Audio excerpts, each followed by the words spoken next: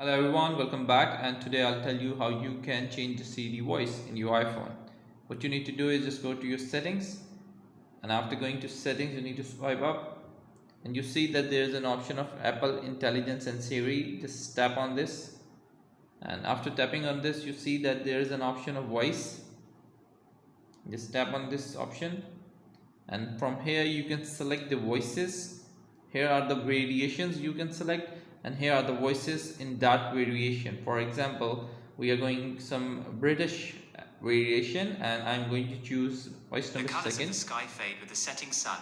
The colours Voice of number the sky 3. fade with the settings. The colours Voice of the 4. sky fade with the setting. The colours of the sky fade with the So setting. I actually like As the voice stars one, so begin that's to why I shine have set in it clear down. light. That's how you can select the voice on your Siri, and that's how you can change it by just tapping on it. I hope this video is helpful for you and making your iPhone experience better. Bye bye for the next upcoming video.